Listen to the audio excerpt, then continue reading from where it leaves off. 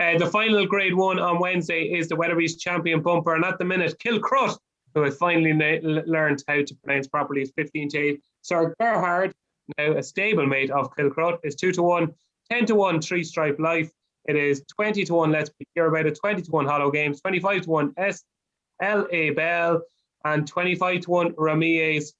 Wonderwall, I Like to Move It, Rainy Day Woman, Grangy, and it's 33-1 Bar. David Mullins, I have to start with you because when I was doing your retirement story, Kilcrut popped up in the conversation and you told me you love this horse. Yeah, I think he's an absolute airplane. I was riding him out in Willis for a long time.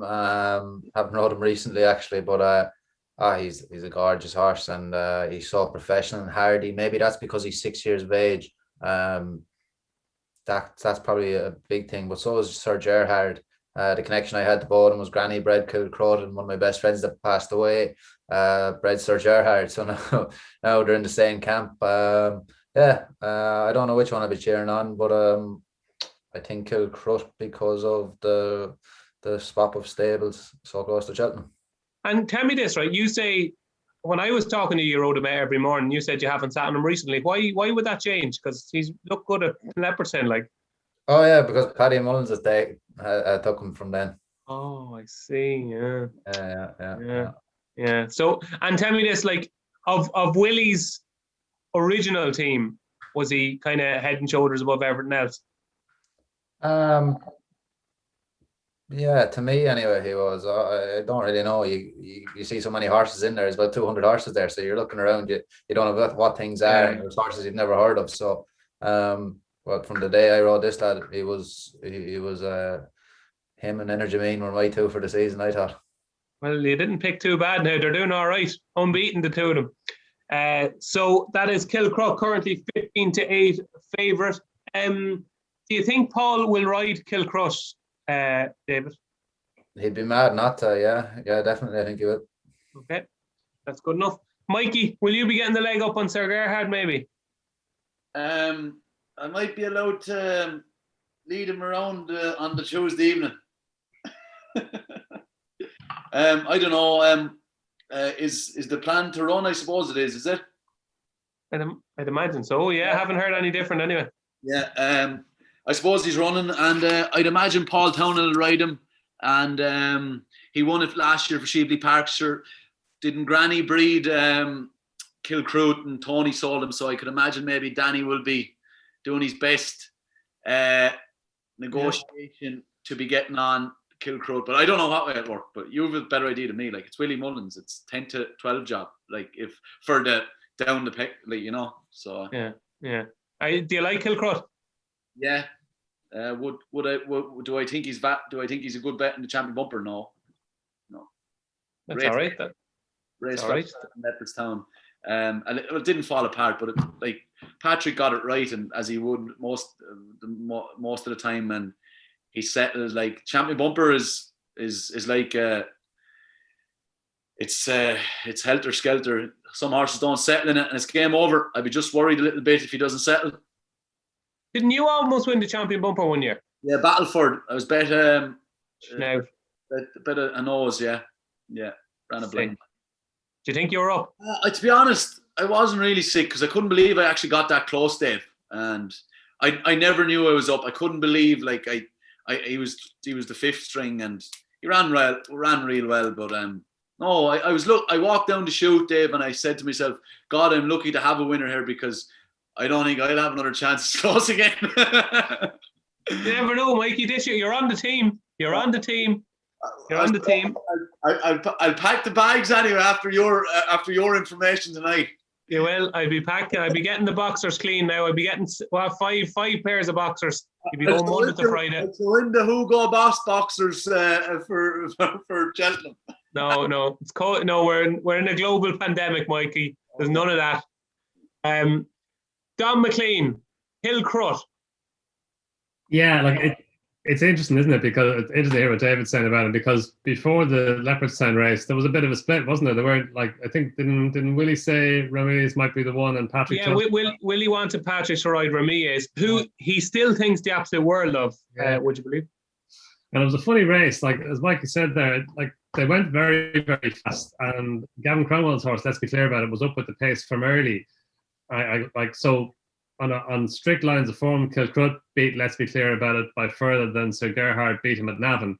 But it was a differently run race. Let's Be Clear About It was up with a fast pace from early at Leopardstown. And Kilcrut, look, you can't argue with what Kilcrut did at Leopardstown. He looked like a fantastic bumper horse. But I just worry that he might have been a wee bit flattered by the fact that they went so fast and then he looked so good at the end of it. Whereas the Gerhard, he was very good in beating Let's Be Clear About It at Navan. I think he's a big player in the race, and I think Let's Be Clear About It actually could outrun his odds as well. He's a big price, and he didn't have the run of the race the last time. It just wasn't run to suit. They went fast, and he was up with it. So I think he's better than he was able to show the last day at Leopardstown. But no, it's fascinating, and jockey bookings are going to be as interesting as the race itself. Absolutely, and that's interesting as well. Let's be clear about it. Currently, there is some 20-1 available, so could come into the reckoning from an each way angle. Dean, what do you like in the Weatherby's Champion Bumper? Yeah, you just have to watch Kilcrut win the last day, and if you take that as it looked, I think this is pretty much an airplane. But like it's not. It was like an optical illusion, wasn't it? You know, It when the feel camera that way, angle yeah. changed, and you're going, God, am I seeing things here? Because he was doing a half speed, and they were all hard at it, like. Yeah, and it was breathtaking, and obviously they've thought a lot of it, but Willie's going to have a few in here, and any one of them. But this is a race for unexposed horses, right? That's what it is. That's what you're going to get. So whether you take a short price about one of them against a bunch of other ones, it's not for me. I won't be doing that. You shouldn't probably ask an Englishman what he thinks of the bumper, to be honest. We haven't got much in there. And Dan Skelton's Ella Bell, who won that. You remember that photo finish in the fog when I think they just decided they couldn't see who won, but Ella Bell is a nice type, I think, for Dan, and probably around 20-1. If I have to have a bet in it, I'll be playing that each way. But everything above it's Irish, and I'd imagine they'll have the 1, 2, 3. Ella Bell do the best of the rest, though. Well, you're half Irish, Dean. A bit of me, plastic enough, Yeah. Okay. What way are we pronouncing it? L.A. Bell for Dean Ryan. 25-1. A mare, and mares, of course, have a pretty good record in the Champion Bumper of late. Take any advantage you can get. That'll help. Absolutely. Fayonne, I think, was the last mare to win it, I think.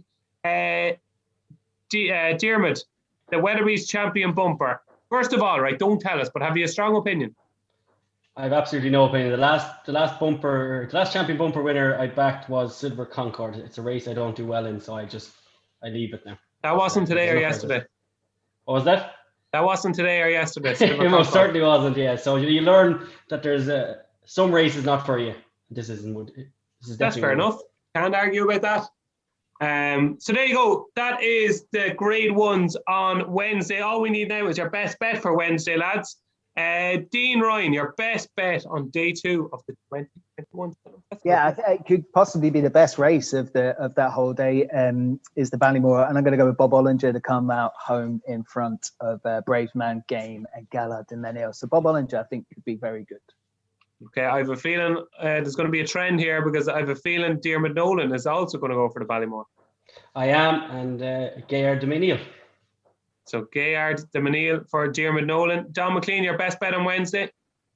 Bob Ollinger, he's short enough now, but I think he's the most likely winner of Ballymore. Okay. Mikey Fogarty, your best bet on the Wednesday? Bob Ollinger all the way. Lovely. Jesus. The Ballymore is getting a good doing over here. David Mullins, your best bet on day 2? I agree with Bob Ollinger, but I'm not going to be that boring, and I'm going to go for Hollow Games each way in the bumper. Oh, that's interesting. Were you going to say something there, Mike? Yeah, I agree with that. I like him. Yep.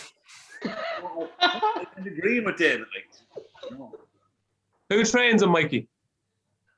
Sneezy Foster. Oh, very good. Very good. Apparently, he wasn't working well on Gordon's Gallop, so they brought him up to Sneezy's, and he goes better on that.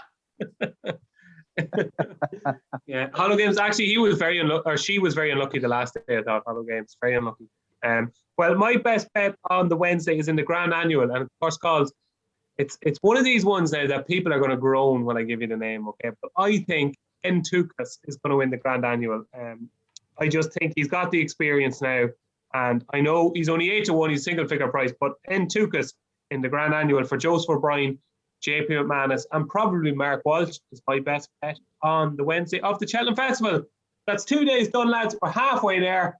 Stay tuned for day 3.